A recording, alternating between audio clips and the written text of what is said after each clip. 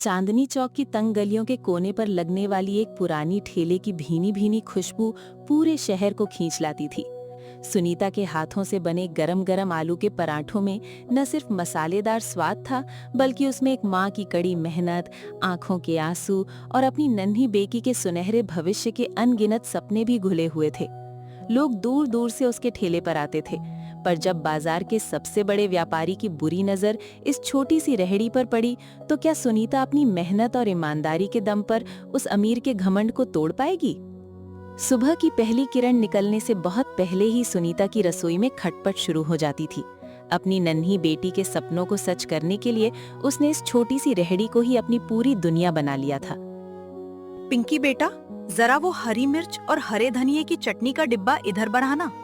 आज चूल्हा थोड़ा देर से सुलगा है, ग्राहक आते ही होंगे। माँ, आप रोज रात को 3 बजे उठ जाती हो। कभी तो थोड़ी देर और सो लिया करो ना। देखो, आपकी आंखें कितनी लाल हो रही हैं। अगर तेरी माँ सोती रहेगी बेटा, तो तेरी स्कूल की फीस कौन भरेगा? और फिर ये जो रोज हमारे पराठे खाने आते हैं, वो भूखे पेट काम पर कैसे जाएंगे? माँ, आपकी बनाई आलू की पिट्ठी की खुशबू इतनी अच्छी है कि पूरे बाजार के लोग अपने आप खिंचे चले आएंगे। मैं प्लेटें साफ कर देती हूँ। शाबाश मेरी रानी, हमेशा याद रखना, मेहनत का फल कभी बेकार नहीं जाता। जब हम ईमानदारी से खाना बनाते हैं, तो ईश्वर खुद उसमें स्वाद भर देता है।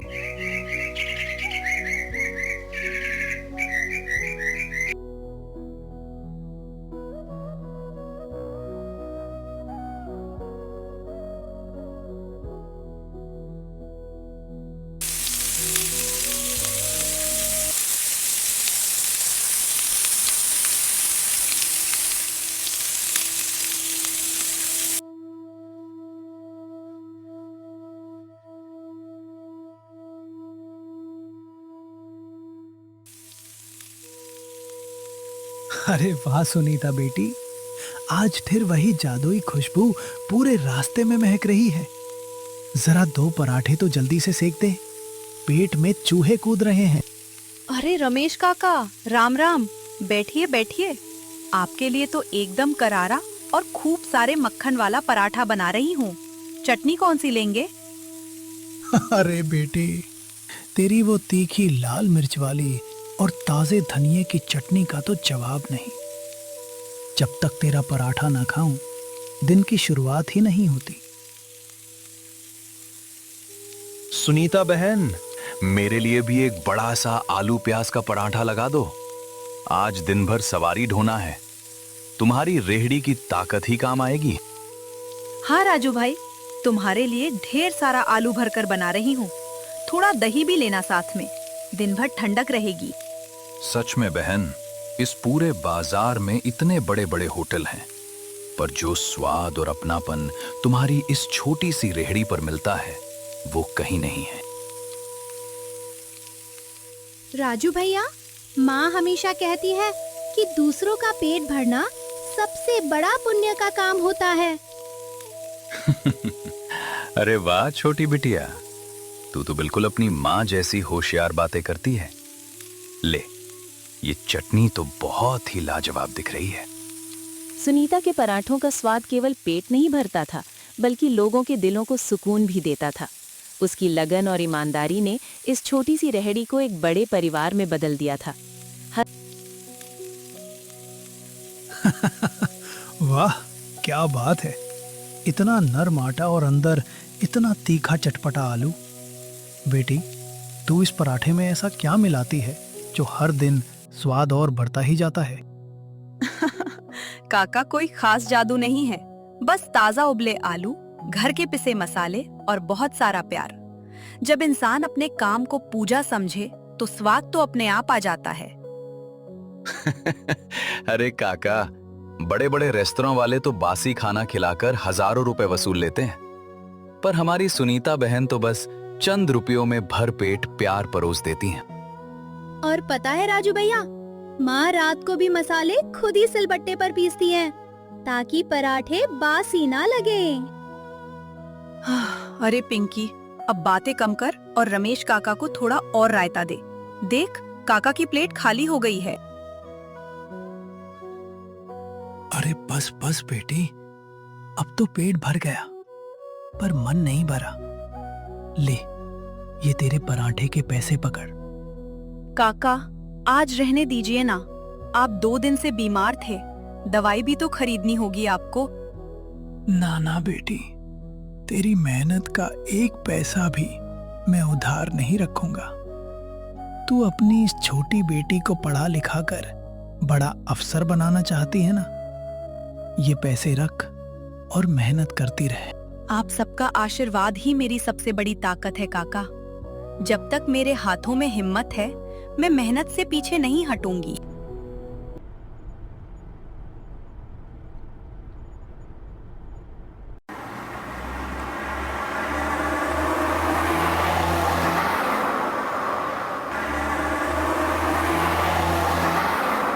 अरे, ये इतनी सुबह सुबह सेठ धर्मपाल की गाड़ी इस तंग गली में कहां से आ रही है? सेठ धर्मपाल, ये तो इस शहर के सबसे बड़े होटल के मालिक है ना? यहाँ क्या करने आ रहे हैं? माँ, वो गाड़ी तो सीधी हमारी रेहड़ी की तरफ ही आ रही है।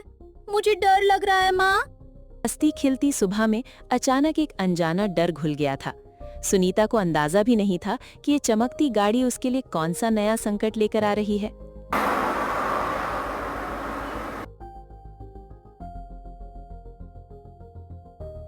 अच्छा, तो यही है वो मामूली रेहड़ी जिसकी वजह से मेरे इतने बड़े शाही जायका रेस्तरां के ग्राहक कम हो रहे हैं। जी सेठ जी, मैं तो बस गरीब औरत हूँ, मेहनत करके अपनी आजीविका चलाती हूँ। हाँ, जीविका? इस सड़ते हुए कोने में जमीन पर बैठकर बासी खाना बेचती है तू? सुन औरत, कल से तेरी ये रेहड़ी यहाँ दिखनी नहीं चाहिए, वरना मिट्टी में मिला दूंगा।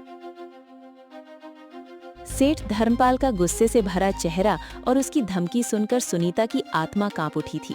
उसके जाने के बाद भी सड़क पर सन्नाटा छा गया था। तुझे क्या लगा औरत, तू मेरे बड़े होटल शाही जायका के सामने मुफ्त की आजीविका चलाकर अमीर बन जाएगी? मैं तेरा ये खेल आज ही खत्म कर दूंगा।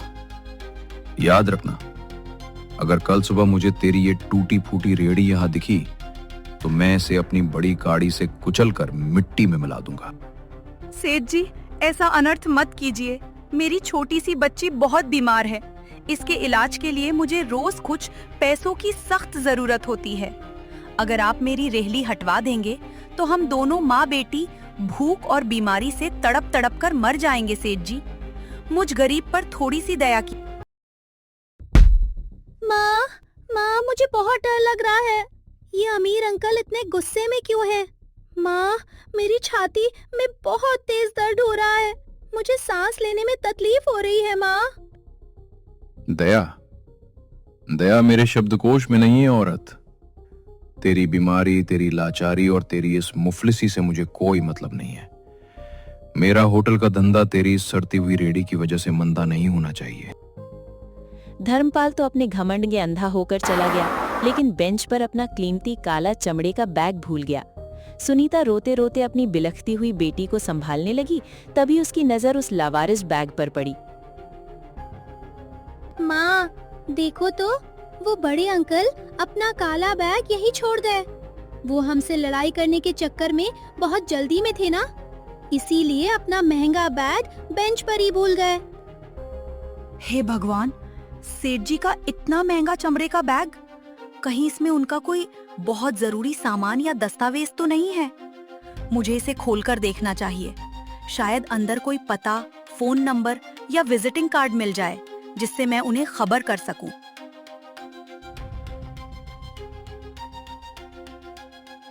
माँ, इसमें तो इतने सारे पैसे हैं, इतने सारे गुलाबी और हरे नोट तो मैंने अपनी पूरी जिंदगी में कभी नहीं देखे।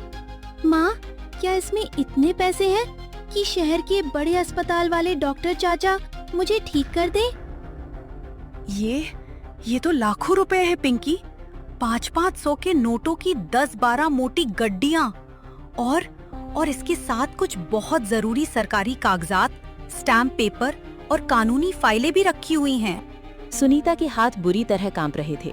उसके सामने लाखों रुपए नकद पड़े थे, एक ऐसी रकम जो उसकी बेटी की जान तुरंत बचा सकती थी, उसकी टूटी झोपड़ी की छत पक्की करवा सकती थी और उसे ताउम्र इस गरीबी से आजाद कर सकती थी। माँ, अगर हम इन पैसों में से थोड़े से पैसे निकालकर मेरी दवाई खरीद लें तो क्या हर्ज है? वो अंकल तो बहुत बुरे हैं ना। उन्होंने आपको कितना डांटा, हमारी रेहड़ी तोड़ने की धमकी दी। भगवान जी ने शायद हमारी गरीबी दूर करने के लिए ही ये पैसे यहाँ भेजे हैं माँ। नहीं पिंकी, मेरी प्यारी बच्ची, ऐसा विचार अपने मन में कभी मत लाना। पराये धन पर नियत खराब करना दुनिया का सबसे बड़ा पाप है। चाहे भूख और बीमारी से हमारे प्राण ही क्यों ना निकल जाएं, लेकिन बेईमानी की रोटी हमारे गले से नीचे कभी नहीं उतरेगी। लेकिन माँ, डॉक्टर साहब ने कहा था कि अगर अगले हफ्ते तक मेरे फेफड़ों का बड़ा ऑपरेशन नहीं हुआ तो मैं कभी ठीक नहीं हो पाऊंगी। मुझे रात भर दर्द के मारे नींद नहीं आती माँ। मैं जीना चाहती हूँ माँ। मुझे मालूम है मेरी बच्ची, तेरा ये दर्द देखकर मेरी माँ की आत्मा हर पल तड़पती है। लेकिन अगर मैं बेईमानी और चोरी के पैसों से तेरा इलाज करवाऊंगी तो भगवान ऊपर से देखकर मुझे कभी माफ नहीं करेंगे। ईमानदारी से कमाए हुए 1 रुपए में जो ईश्वर की बरकत और दुआ होती है, वो चोरी के लाखों रुपयों में नहीं होती मेरी बेटी। माँ, आप सही कह रही हो।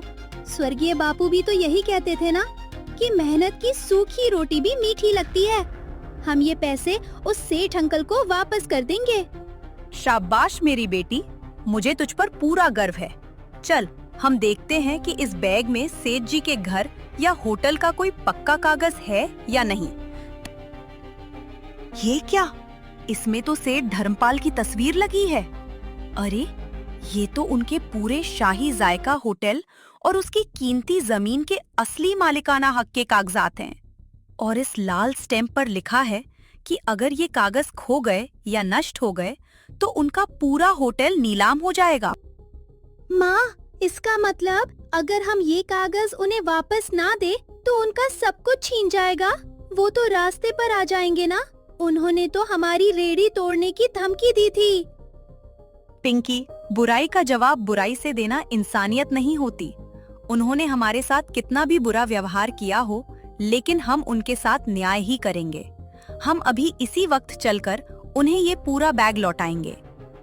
सुनीता ने बैग बंद करके जिपर लगाया ही था कि अचानक सड़क पर बहुत तेजी से कार के ब्रेक लगने की भयानक आवाज आई। दरवाजा जोर से खुला और सेठ धर्मपाल अपने 2 खूंखार गुंडों के साथ बाहर निकला। चोर औरत, नीच जात, तेरी हिम्मत कैसे हुई मेरा कीमती बैग छूने की? पुलिस को बुलाओ। ये भिखारी औरत मेरा लाखों रुपया और मेरे पूरे होटल के जमीन के कागजात चुरा कर भाग रही थी। नहीं सेठ जी, आप बहुत गलत समझ रहे हैं। मैं तो ये बैग आपको ही ढूंढकर लौटाने की तैयारी कर रही थी।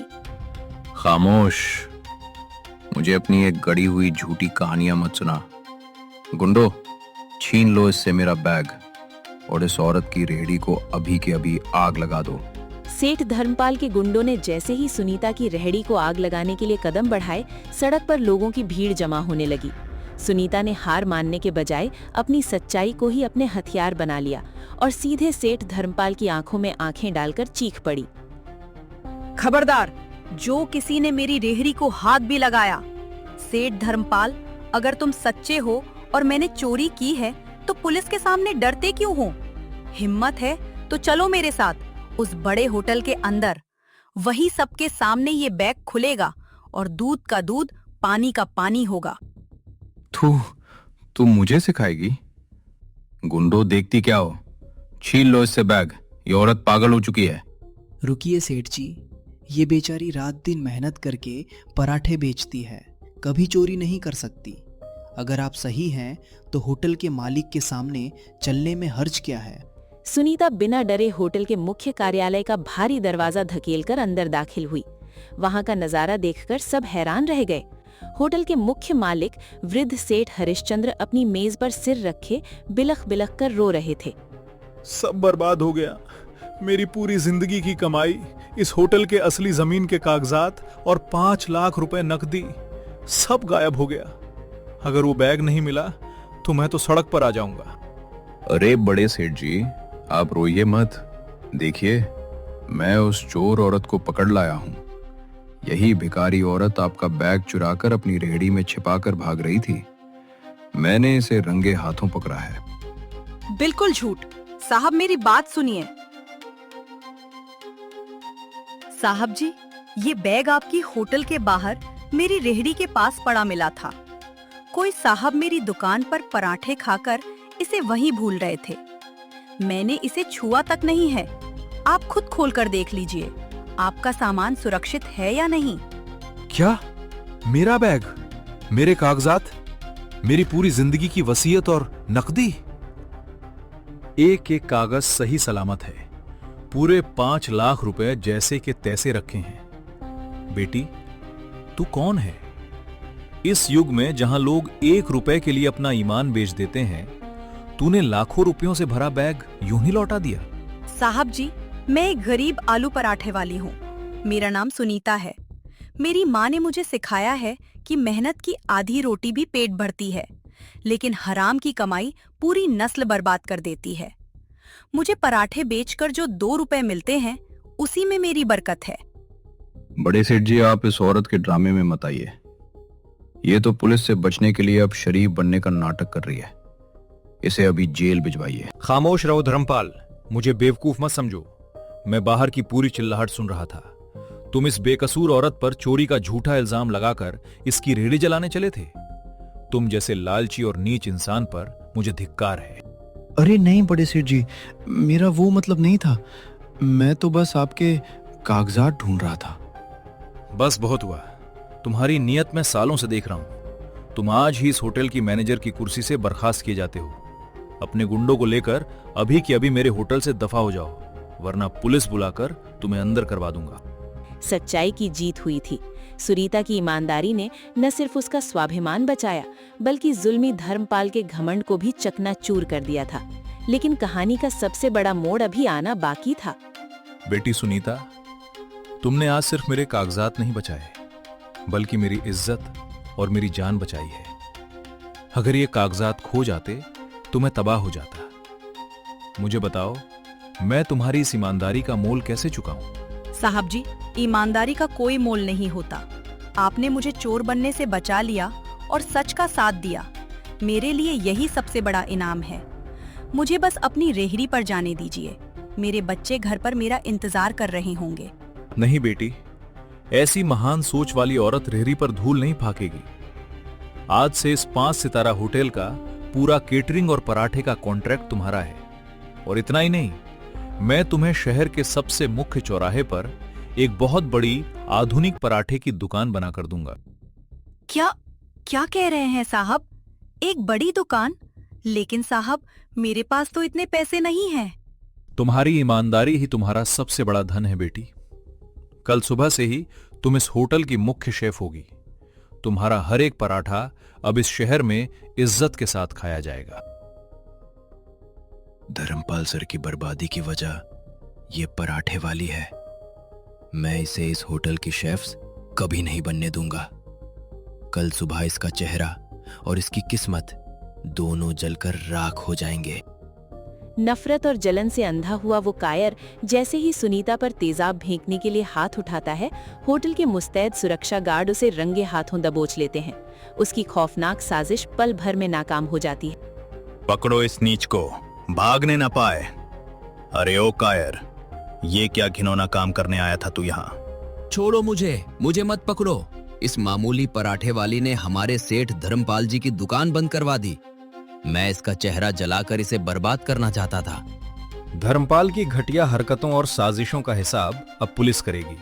तुम जैसे नीच इंसान को तो जेल की हवा ही मिलनी चाहिए।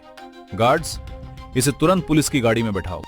हे भगवान, अगर आज आप और आपके गार्ड्स यहाँ न होते साहब, तो मेरी तो दुनिया ही जलकर राख हो जाती। मेरा क्या होता साहब?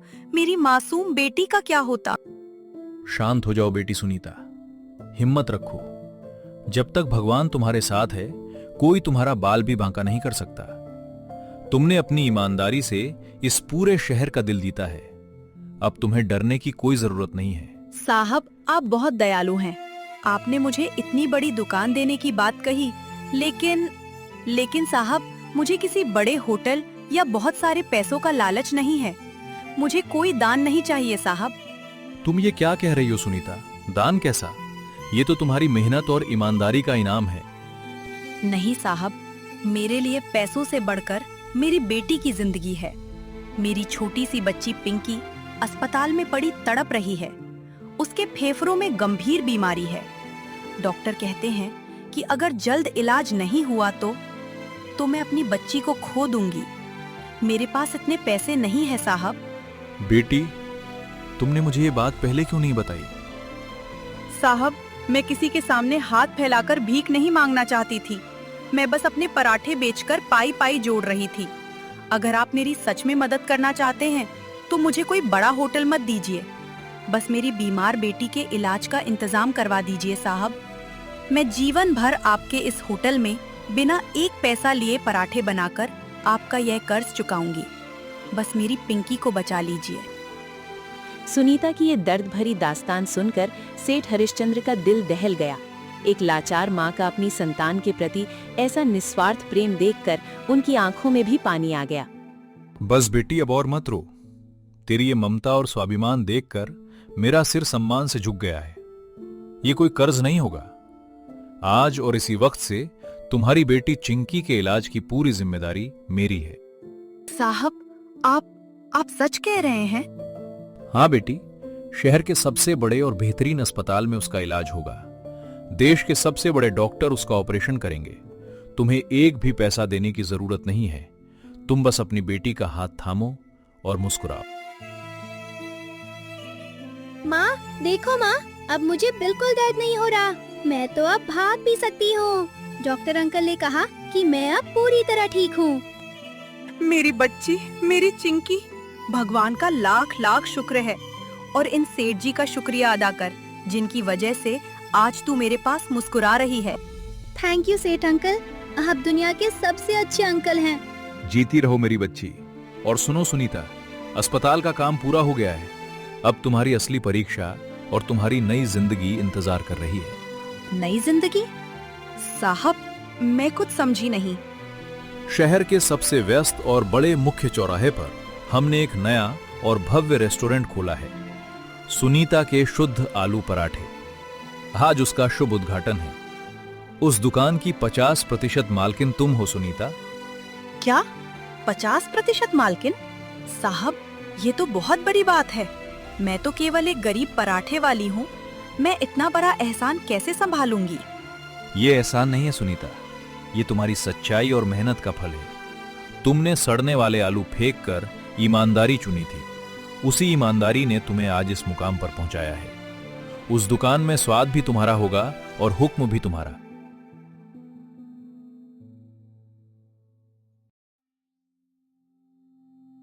लीजिए भैया, गर्मा गर्म शुद्ध देशी घी के आलू पराठे।